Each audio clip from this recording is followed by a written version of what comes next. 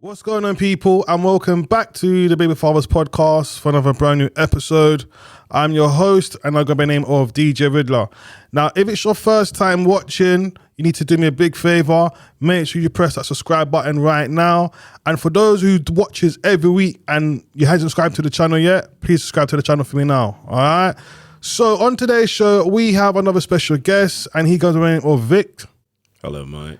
How you doing, my bro? I'm okay. Listen, I want to say thank you for coming down today. That's fine. We do appreciate every time my father comes down. We do really appreciate that. So I just want to say thank you for coming down. It's not a problem at all. It's just one of those things you have to do for your child or children. Okay, so what brings you down to the Baby Fathers?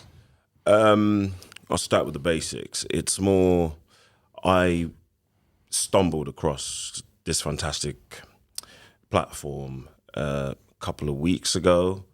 And it was just strange because it came across to me via AI. So I have a smart telly at home, and I always talk about what I've been going through with my partner. And television just happens to listen. Okay. Like many people, it's television. It just started popping up random things to do with parenting and X, Y, and Z. And this was one of those. So it's a great job that you're on there. And I looked into it and I thought, you know what?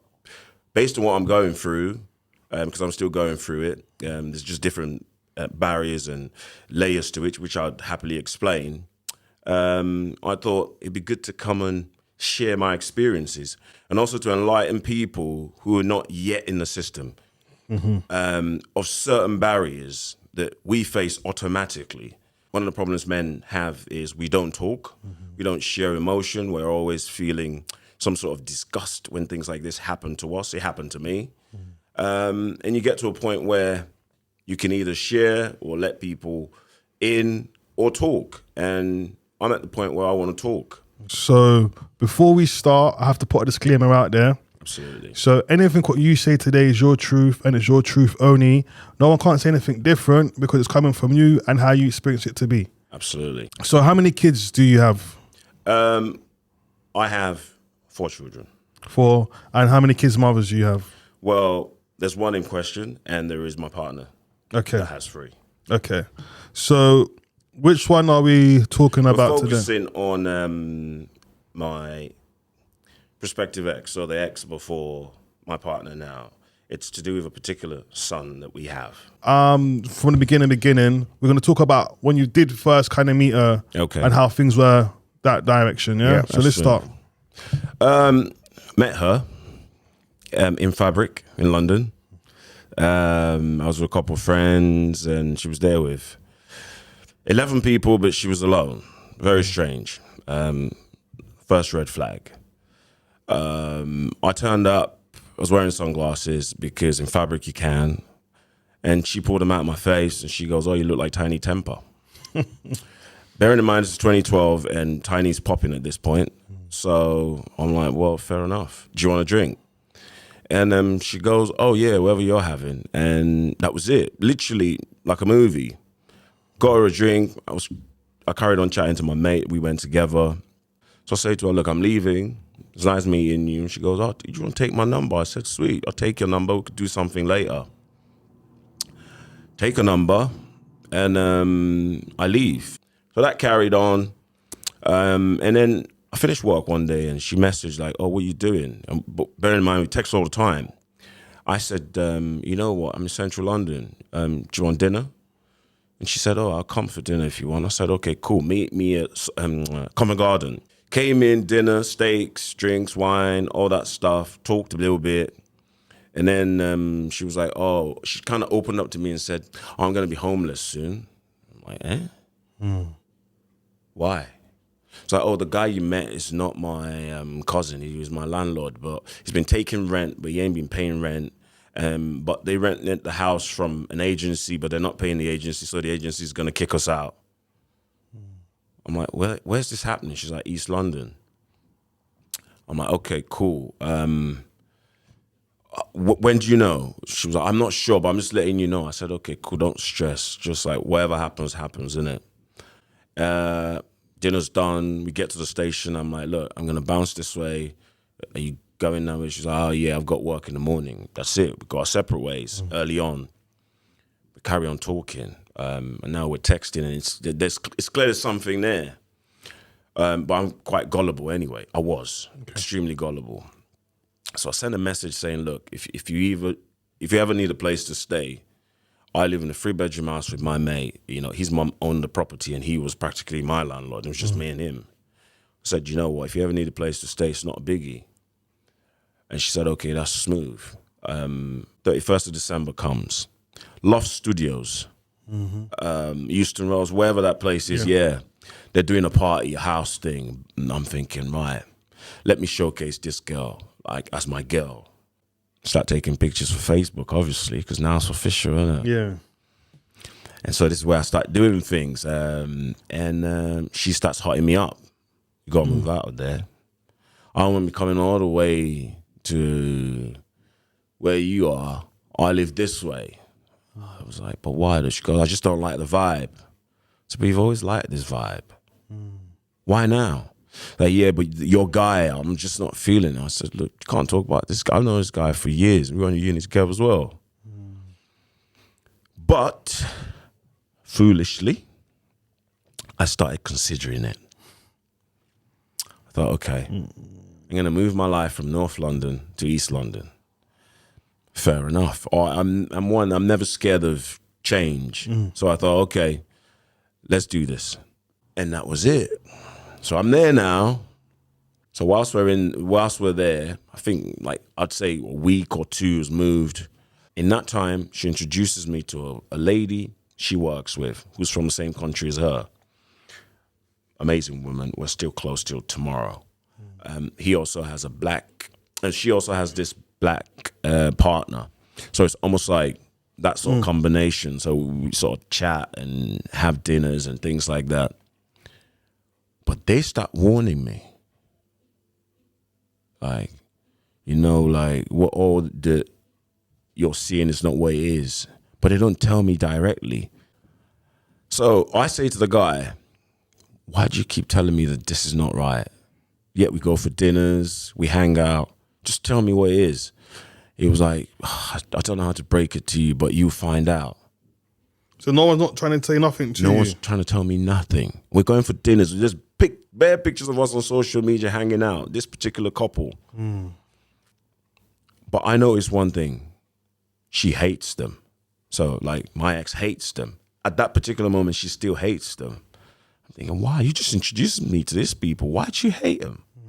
4th of June, 2013, we go to do the phone. And whilst we're doing the phone, she forgets to mute the conversation or delete the conversation or whatever she usually does. So you're going to get a brand new, upgrade her phone? Upgrade her phone. And was the phone in your name? No, because it was in her name. They give her the phone, but I'm putting the security deposit down. Okay. That type of situation. It was old school-ish.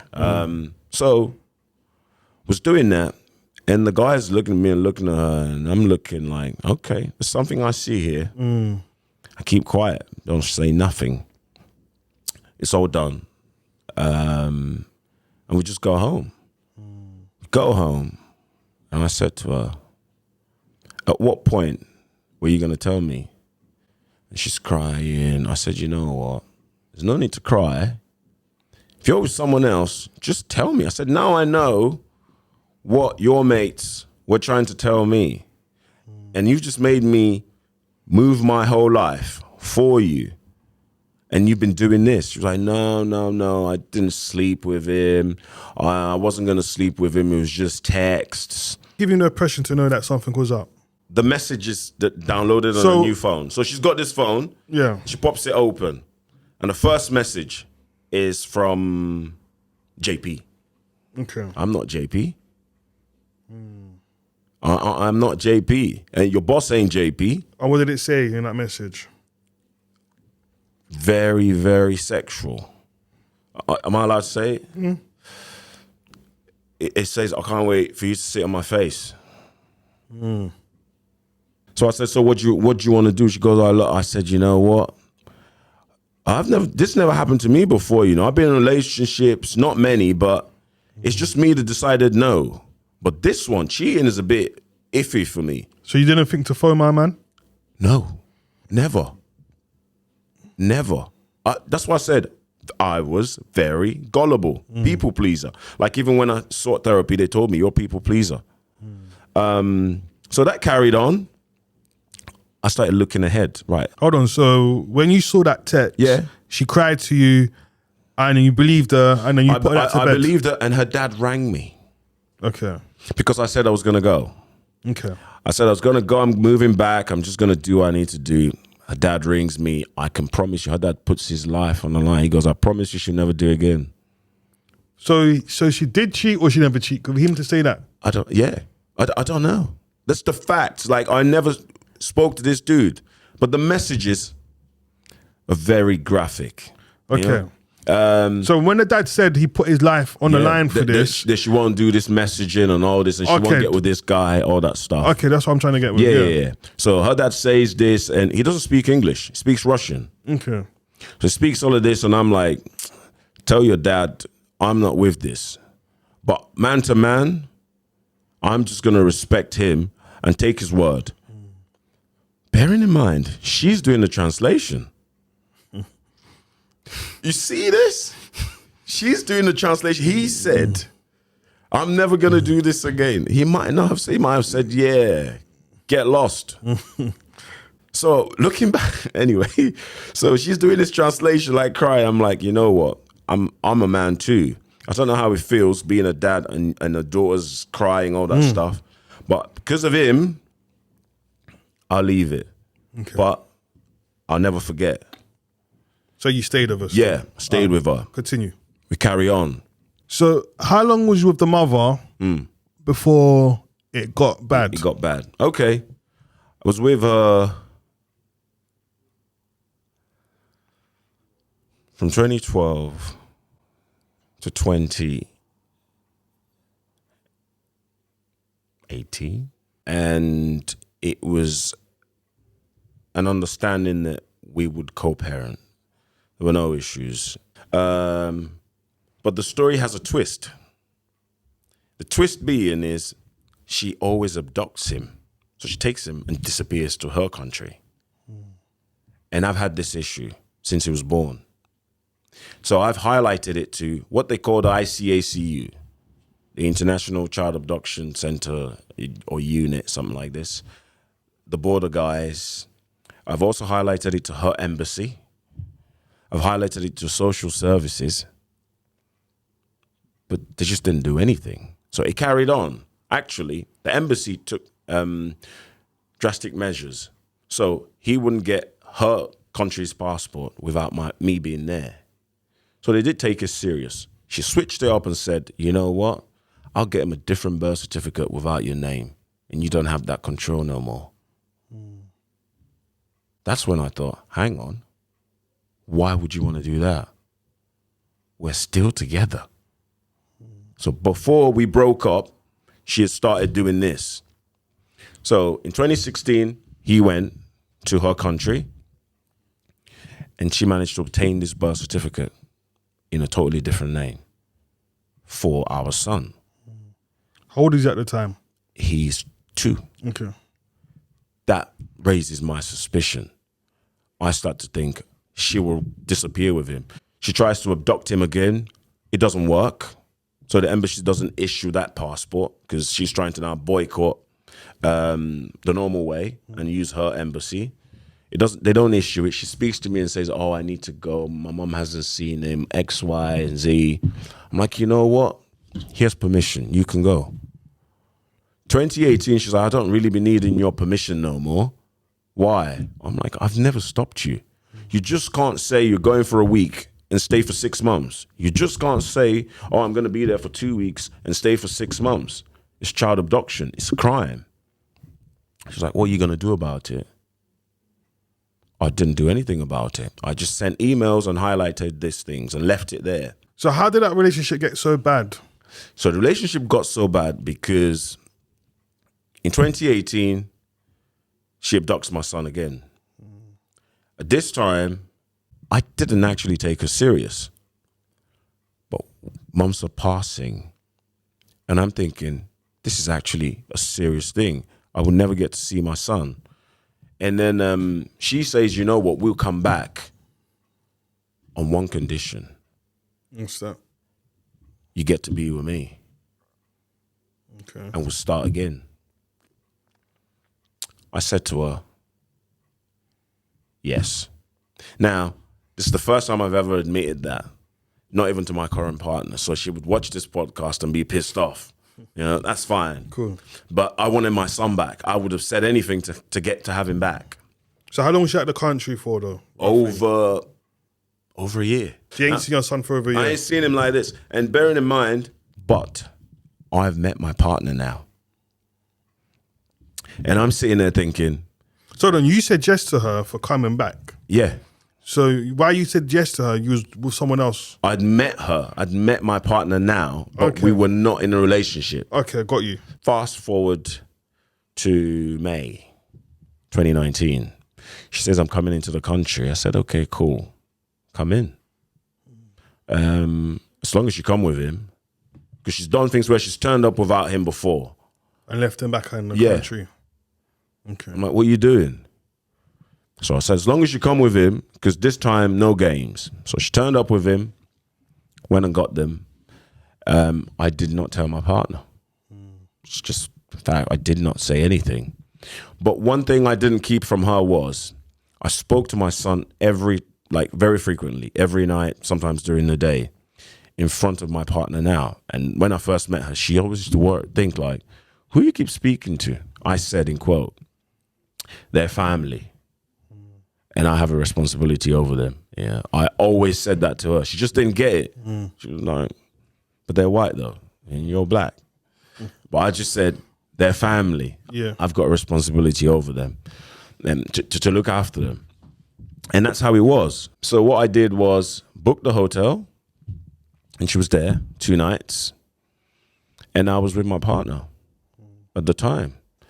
And I said to her, look, the people that I always speak to on the phone are here, so I'm going to help. She was like, yeah, okay. Now, bearing in mind, over a year, she's heard me speak, talk, all this type of thing.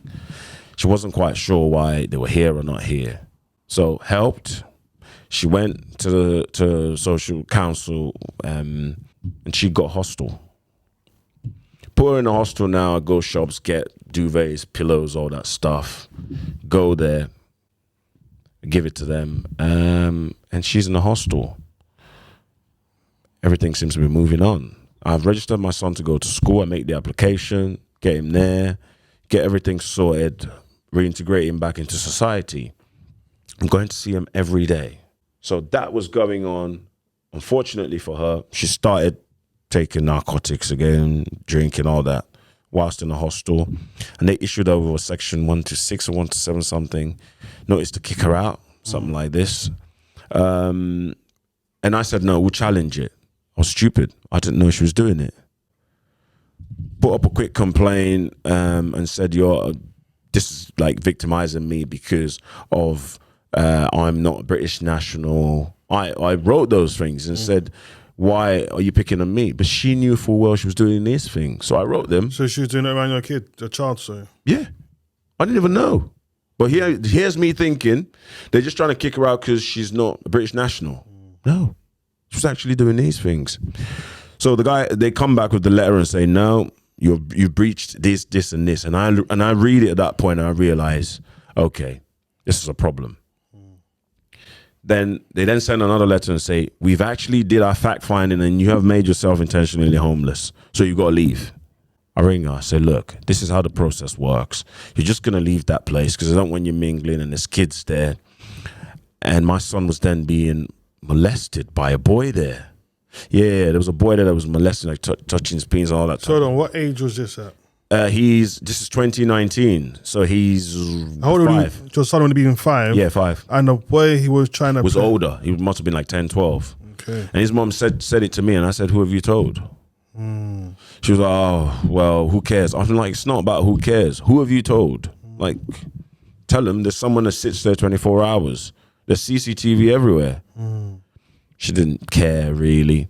She'd made friends with a couple more girls, and they used to go to somewhere in East London to party, that type of thing. No, you know. So moving on, she leaves that place, and then my son started school now. No, stop.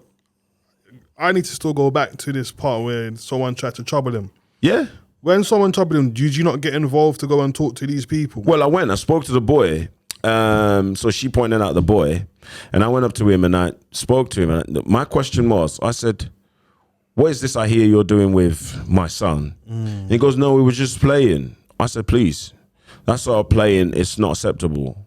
He's a very young boy. And his mom just stood watching me, and he was like, okay, cool. Yeah, one day. I said, look, I see you all the time. Sometimes I come here and I buy you sweets or snacks. I said, I'm not sure how you guys have been playing here. I said, but he doesn't play like that. And then his mom said,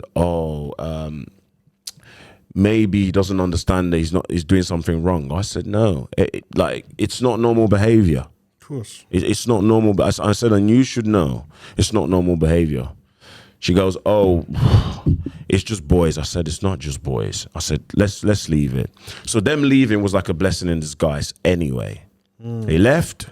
They put him in an Airbnb. So she's in this Airbnb. And then social worker brings me. And I'm like, hello? She goes, hi, I'm this person from this social services. I said, hello, hi. I said, right, we just want to speak to you because is there no way you can take your son? I said, there is, but why? She said, because we think it's in his best interest that you have your son because his mum has got multiple complaints and she has she's neglected him.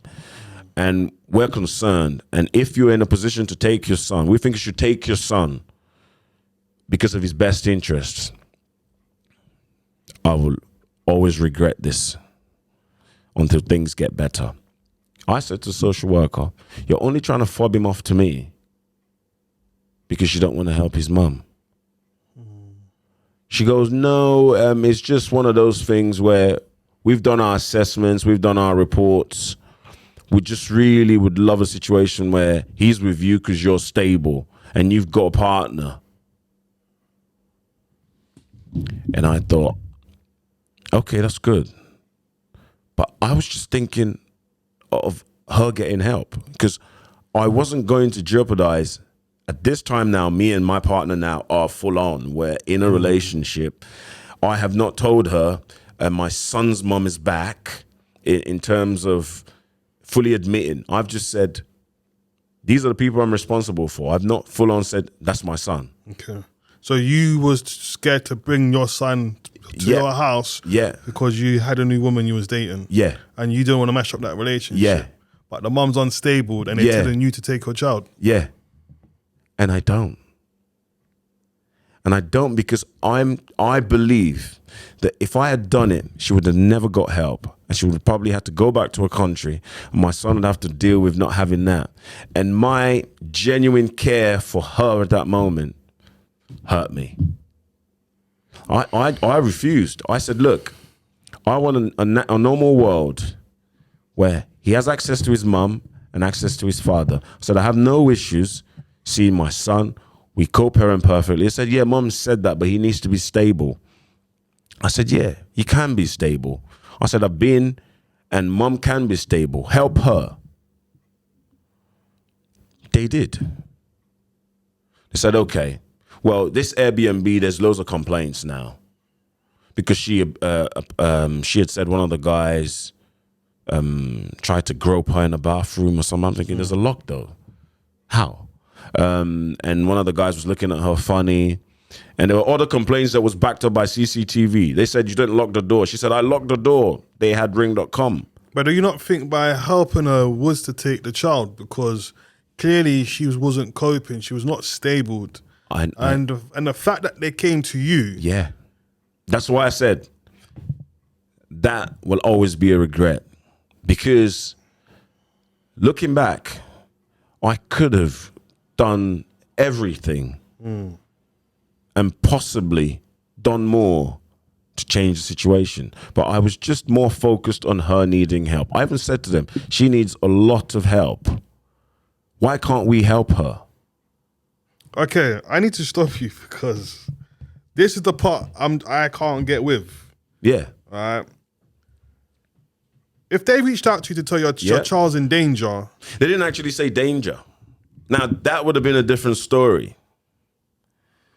You see, there are some terminologies that incite different actions. If they turn up to me to say, excuse me, sir, you don't take this child, he's going to care. Or you don't take this child and he's in danger, then you're a bad parent type of thing. Of course, I would not second guess anything. Was you more worried about your relationship breaking up because you didn't tell your new partner that you had a child? No, it wasn't even that. She had figured it out. It was just not a formality. What it was my ex finding out.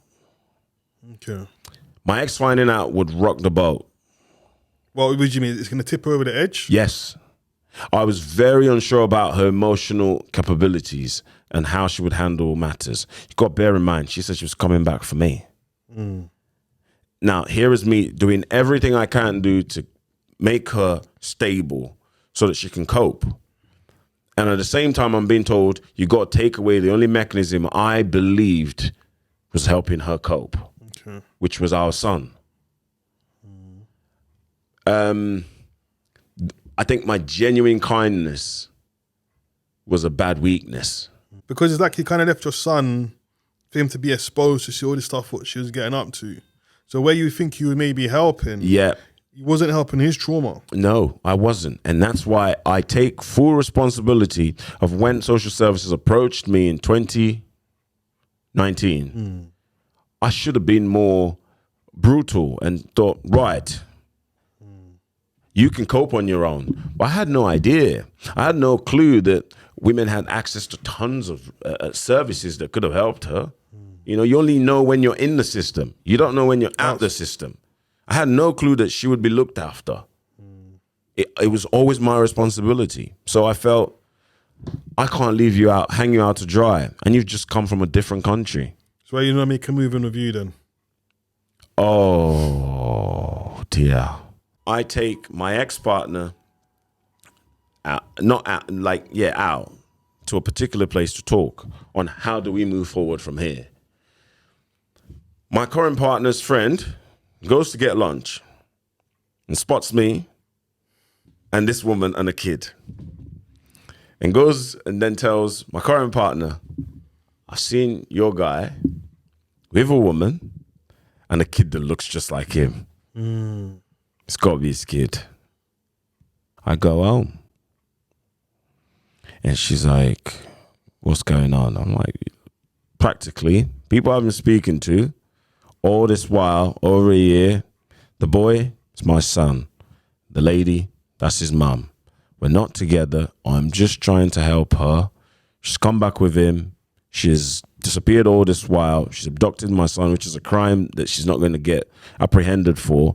What's important is the kid's going to school and he reintegrates into society and carries on with his life. She was sad, I must say, because she thought she was carrying my first child or something like that type of thing. So how many years was you with her before you told her that you had a child somewhere else? So the relationship, well, I met her mid-2018. And then she knew that I always spoke to a woman and a child. And it took her a while to understand what I meant by that, but it was just how it was. I said I was practically protecting you because when I met you, you won't date a guy who had kids. But now, okay. So you had to lie to get her? It wasn't even, was it a lie? It is a lie. I didn't say anything. But you got to remember, I was patient. She had a man. Okay. Hence, this was one of the biggest things that was the delay. She had a man. So she got rid of her man for you? Yes. She had a man. So, and I was always, I'm going with the flow. Your pace, whatever. So in those months in 2018, one time she just popped up and said, you know what? I'm done with him. I said, are you sure? You got to bear in mind what I went through. So how many months did she finish with, well, how many months was it till she finished with him while she was talking with you? So she was talking to me for, a couple of months. I'd say not more than 3 or 4. Okay. And then So how was she able to talk to you while she was with someone else? Right, you see, women are amazing. I actually can't answer that question for her.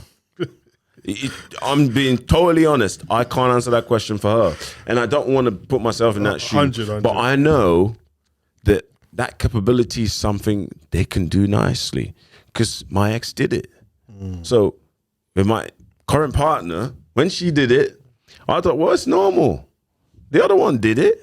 So even when you're telling me you're no longer doing this, I didn't believe it. So you was happy to be number 2? It weren't even like number 2, you know, because The side she man. she would probably watch this and think, she knew me as, she'd seen me like other girls I'd been with. And it started to piss her off. At first, it wasn't pissing her off. But she caught feelings now. She caught feelings now. And I'm thinking, okay, now I've clocked. You caught feelings. So we're now in June, July type thing. Well, not July, June. And very evidently, she's in this place where social services have approached me. And I'm now with my current partner who's pregnant. And it's just not feasible to merge it. So social services approached you and said what to you? About having my son. Okay. And at the time, I don't speak to anyone. As a man, I take that blame. I don't speak to anyone or share it other than with my partner. And again, I love her to pieces, but sometimes you got to talk to blokes. So what I then did was I said to social worker, how about you find her a place? I know you do schemes. You give her rent, you give her the deposit. There'll be an undertaking. She'll stay there so that the kid can go to school and all of that stuff, because otherwise he won't go to school. Yeah, how is he going to go to school if she's not here type of thing? If he's with me and I have to give him to her and I don't know where she is, it's not going to work. I said, I can't live with this situation not knowing where she is. Social worker at that particular point said, okay, let's do something. I'll find a place and you be guarantor type thing.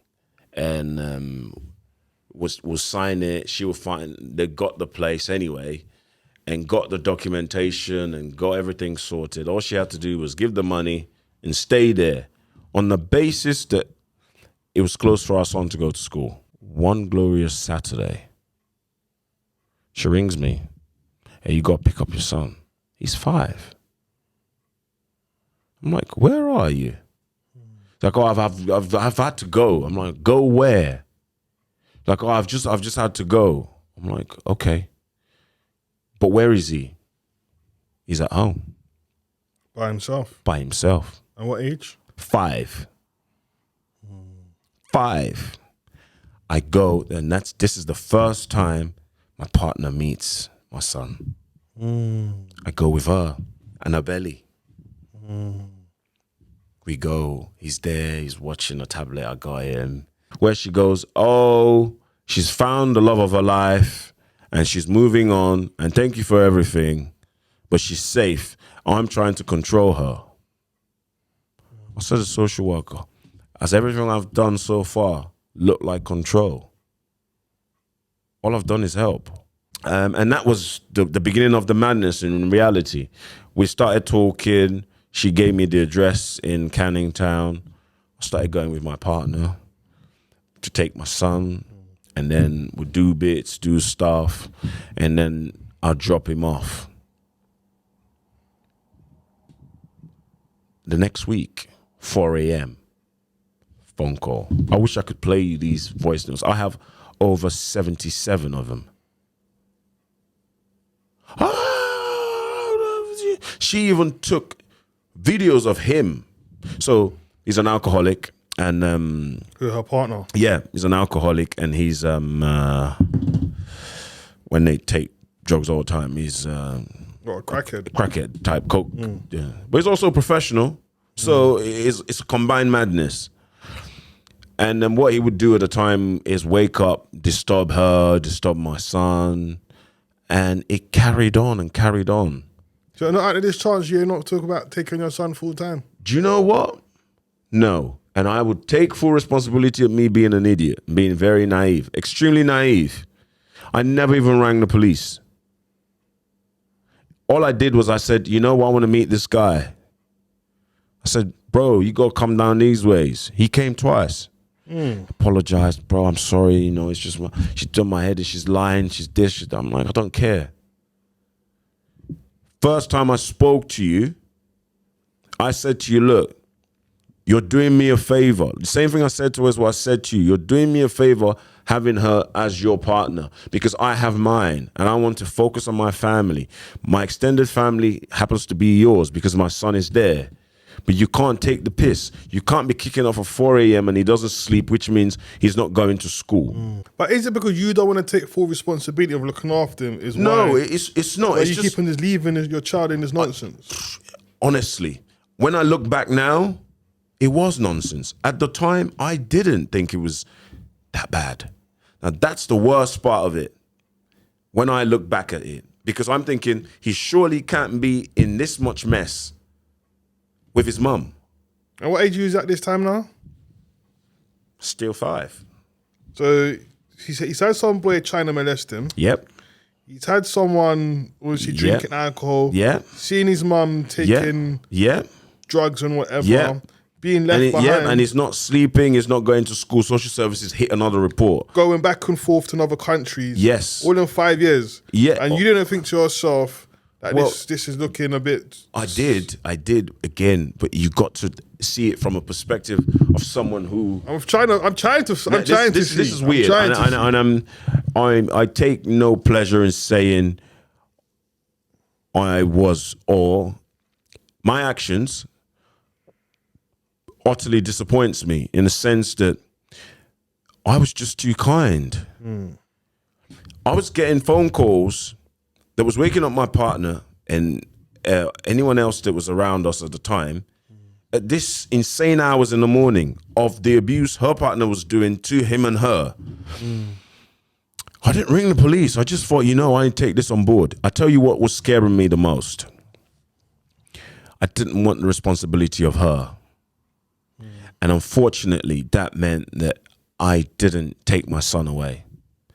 I didn't want responsibility of my ex-partner because I knew that would be the next step. But if she's still doing it, it would just make sense to just take her child because she's not even trying to help herself. I know. But this is where the kindness and the genuine mother of my child love I had took away my normal senses of if I alert the authorities, you're finished.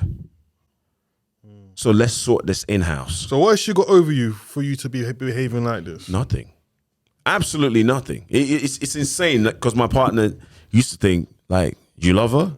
No. It's just, I suppose, if I push it back, when people talk about things like abuse or trauma and things like that, I always take it to the very beginning of when I met her. She was a very vulnerable young woman. And I always cared for her. From day one, I'm going to see my son more frequently. I do more things. After school, I'm going to pick him up, spend time, values, we do things together every single day. Only on a Monday, I didn't do it. Every single day, I'd go, sacrifice myself, do things with him. And he became a very loving young man. He understood.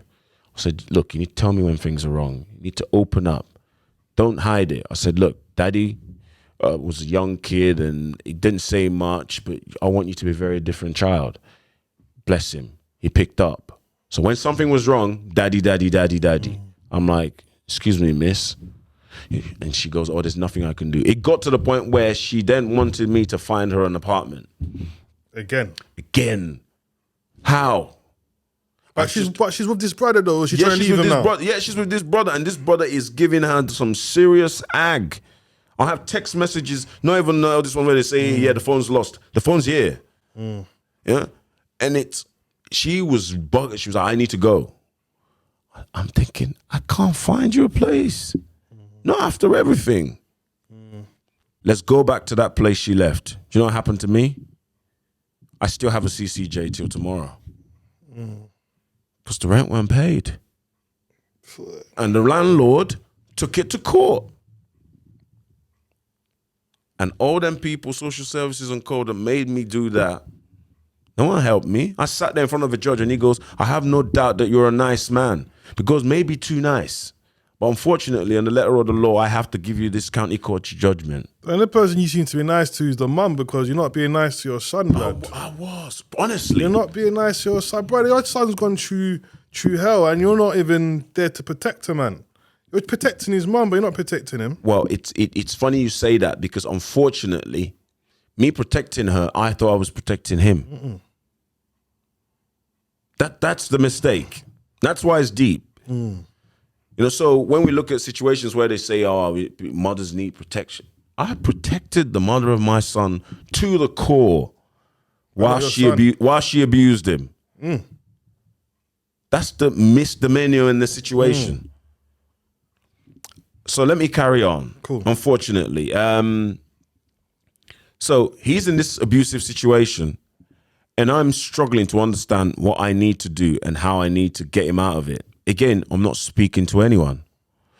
I'm not exposing this because I feel a type of way of disgust. Like, why is my child going through this? Like, who'd you go and speak to? Every other person seems to be in a perfectly long-lasting relationship. Or at least the child's not going through that much trauma. Who am I going to talk to that's going to help me? I've got a mate who went through something similar, but sometimes I ring. She's like, he smacked him. I'm like, what? For what? Honestly, it's too much now. Find me a place, even if it's a 1-bedroom. I'm thinking, I won't do it. And your child is still getting abused. I'm thinking, I won't do it because I'm thinking, I can't put money in that sense for you. You see, this is the hard part. Because how do I justify to my partner that I'm now paying for an apartment for her, but she's giving me a CCJ? But all you need to do is just take your child. I should have. That's all you need to do. I should have. Again, soft. He's 7 now. Usually PlayStation, straight up. Cars, racing, and he wants to run around and do bits. So I said to him, are you okay? He goes, yeah. He goes, his mum and her partner, he overheard them saying they want to get dad out of his life. I said, but you're young. How would you understand that sort of conversation? He goes, yeah, but I know when they're planning bad things. So I said to him, bad things, it just depends though. Like, but what bad things are they planning?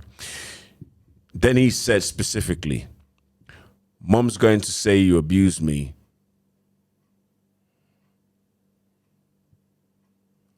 I was shocked. I said, how do you know? He goes, Mom's going to say it, that you abused me. So when next you come to pick me, maybe you won't see me.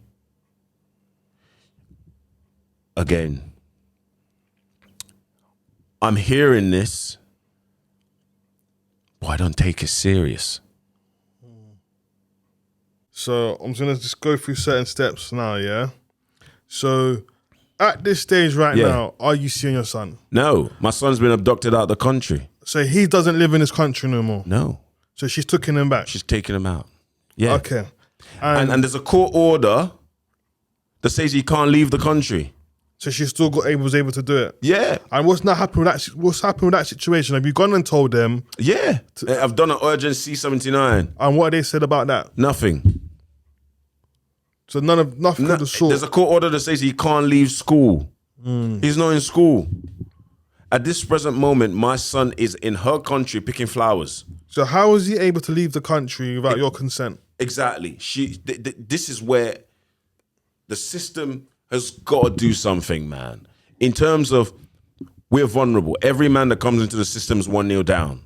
That's the way I see it. It's not equal. This equality doesn't apply to men at all. Once a man's in the system, 1-0 down. We're trying to equalize, let alone get it to 2-1. Because how has she breached multiple orders? No reprimand.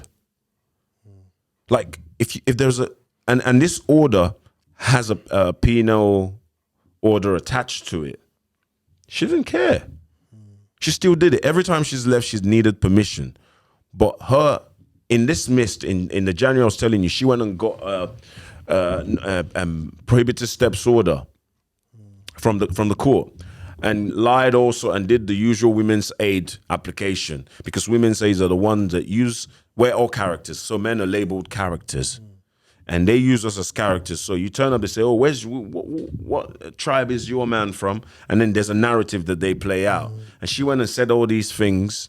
For example, she said that I threw her out of a moving car. And that I beat her up in a station. Even the feds were like, when? That's a very traumatic episode. When, where did you report it to the police? And do you have injuries? You've got to have injuries. If I threw you out of a moving car. But, so she did that. And then breached multiple court orders, and yet nothing happened. And at this present moment, she has what's called a DEA, a direct earnings attachment order, from the borough, because they found out that all those years she had claimed benefits fraudulently. She hasn't been arrested. DWP and HMRC have sent out the same thing to her. She hasn't been arrested. If that was me today, with my, what I am, we'll be arrested. But just because it's mum, nothing gets done in that sense. It's like the lady that was here not too long ago kindly said, she's never seen a mum be punished in over 20 years. And they're not going to be punished in the next 20 years, simply because there's a hypothesis. It's a simple hypothesis. Women's Aid have this thing. They send tons of suggestions to Parliament. I've been fortunate enough to see these documents and work closely with people that get these documents passed through. Women's Aid is there. You've got CAFCAS, and then you've got the family court system. It's a massive triangle. Women's Aid is sponsored by the MOJ, Ministry of Justice. The Ministry of Justice runs the HMCTS, Her Majesty's Court and Tribunal Service. And then Women's Aid trains CAFCAS. Who's independent? There is no independence in this in any of this, because if you look at them as an entity, and I have no doubt they do fantastic work, Women's Aid. They must do some fantastic work for some very vulnerable women, but they also aid a lot of women to abuse, mismanage, and mislead the system, because what they're doing enables certain women, for example, like my ex-partner, to totally take a system that can be good and flip it on the head. And in this circumstance, it's our son that has to live a life full of trauma, simply because their processes highlighted her lies and thought, oh my God, you must be vulnerable. Now we're going to help you do PSOs and help you do non-molestation orders, because once you do that, you have now passed the legal means test, which means you get legal aid. Unfortunately for my ex-partner, when they helped her do a non-molestation order, the information they put on there was so huge, it didn't match the facts. The judge rang me. I'm not sure judges ring many people. The judge rang me. She said, there's so much on my table, I needed to speak to you. I said, who am I speaking to? Judge, this from... I said, Your Honor, 5 minutes, please. I want to send some documentation to the court. Please allow me 5 minutes. I had no clue there was a hearing. I sent bare stuff of her abuse in her relationship, and the NSPCC's information report to her, everything. She looked at it, and she asked my ex, she said, I'm going to ring her and do a freeway. And she asked her, are you sure you want to go ahead with this non-molestation order? And she couldn't even speak English properly. The judge asked her, how did you make this application then? You ain't speaking English properly, but you've written very clear and concisely the abuse you've gone through. Can you highlight on these things that are here? She goes, I don't really want to talk about it. She goes, okay, fine, if you're traumatized, no problem. Because you want to continue. She goes, not really. I said, Your Honor, can I say something? She goes, yeah. I said, Your Honor, I've looked through this in the short space of time you've given me. I understand the the magnitude of her allegations are huge and they're non-factual. I said, but I want to do something for the benefit of doubt. She goes, what is it that you want to do? I said, I want to give a promise. I said, I'm not just going to give a promise. I want the promise to come with a penalty if I breach. She goes, it's not something we really do penalty. I said, I want a penalty attached to the promise. That if she's saying that if I'm speaking to her, if she ever feels threatened in any way when I'm speaking to her, there should be a penalty. I want a fine or imprisonment. The judge said, you know what? I won't do that, but I will take note that you have been willing to take responsibility in this. I said, Your Honor, it's never happened. I said, she's the one in an abusive relationship. I've never abused this woman. I've gone above and beyond to help this woman, and now she's come across in this situation. I said, Your Honor, can you believe that the same woman that got a PSO against me rang me and said, oh, we're going shops with my son. I said, okay, I'll speak to you at evening time. Evening time, they ring me and Dad is like, Dad, do you know where I am? Where are you? I'm in this country. I said, Your Honor, that's child abduction. I said, and I didn't kick off. I just said, please come back because the kid's going to school. She goes, do you have any proof of this? I said, Your Honor, I will send you I send the recording to the court. And then I got a letter saying that it's like discontinued something when they say you don't. There's nothing with the non-molestation. She wanted a non-molestation order, and then the judge was the one that opened my eyes. She said, you have applied for a non-molestation order because you have been supported by Women's Aid, because you wanted to meet the legal aid means test, so that you can then get full representation to destroy an innocent man who hasn't actually done anything but help you. And the judge mentioned that we understand that in this same court, this man was given a CCJ because he tried to help you. In everything what you was telling me today, Yeah. I want to ask you a question. Yep. Which you don't have to answer, but I'm sure you would answer. Do you feel you failed your son?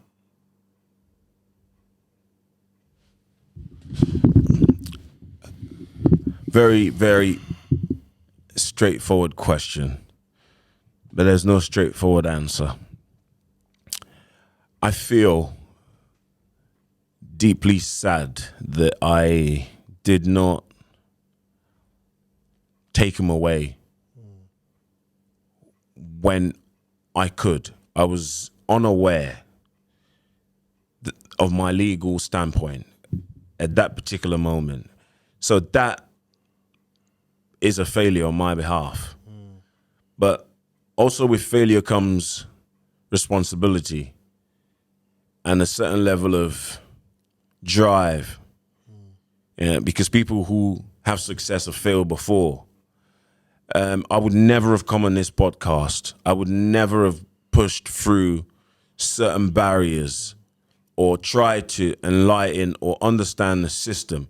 That failure has enabled me see life in a different form, helped me understand certain things like how organizations or how challenged men in general are. Because the narrative is always women need to get back with us. I don't believe that because realistically, and I'm going to use a simple term here, in Parliament, there is no other male charity that implements the bills that's passed in Parliament. Women's Aid are able and always and consistently implement changes in Parliament. There is no men's charity doing it. Only Women's Aid are able to do it. And they're able to do it because they are categorically not living off £5 or £10 that me or you or any of our partners donate. They're sponsored by the Ministry of Justice. And it's just that simple. They have over 180 organizations underneath them.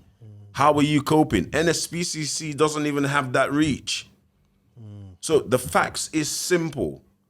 It's just sad because it's a losing battle. For me especially, I feel like they have empowered a lot of detriment to what's happening to my son. He's now a victim of child abduction and modern day slavery in a different country. Do you feel that you have failed him though? That's the question. Not at this present moment, because I will fight till I die. Okay. Over the years, I have made sure at least the NSPCC are aware, at least the ICAC are aware, social services are aware, at least his school's aware. They've also failed the guy. It clearly says in the Department of Education's guidelines that if a child's absent through illness or whatever, not consistently, you have to safeguard him. So this is how he left the country. He was absent.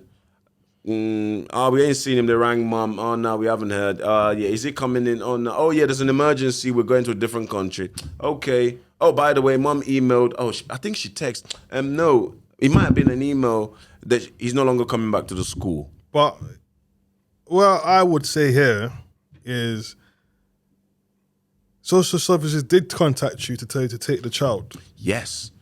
But the second... So if they told you that, yeah. How could you then say that they failed the child when they came to you and told you to take your child?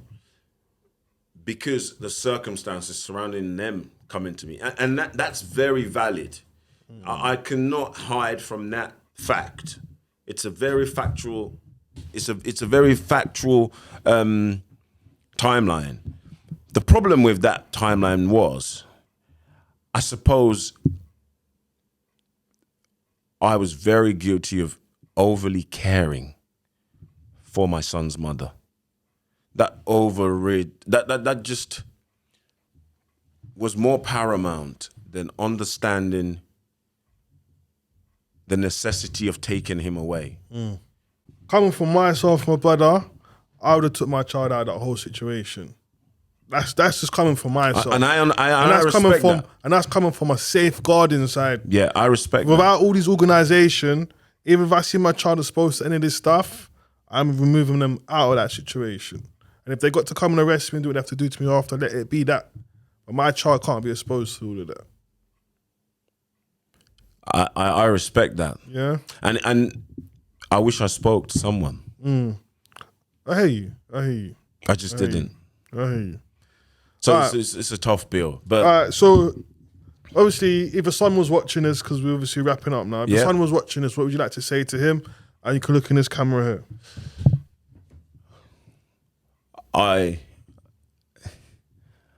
I'll always love you.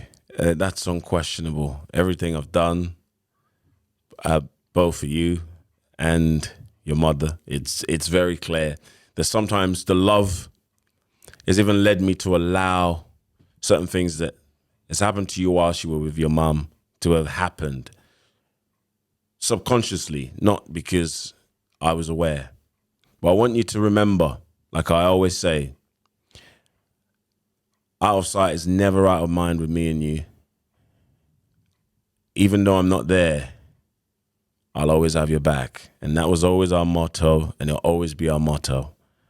I love you as much as I love your brothers. There's no difference. And whenever and wherever and whatever it takes, I won't close my eyes forever until you know that what I said was how it was. I love you very much, son. Vic, I want to say thank you for coming on today's show. Obviously, it has been a story which I think it's the first time in this podcast. It's a crazy story. It's crazy. But I want to say thank you for sharing it, because it took a lot of guts to come and share your story. Absolutely. To the viewers, I want to know your lot's thoughts today on today's show. I want to hear in the comments below. Make sure you subscribe to the channel, and make sure don't forget to give us the thumbs up. I think I'm going to leave it here today. Till next time on the Baby Fathers podcast. All right, so for myself, DJ Ridler and Vic, peace, and we out, man.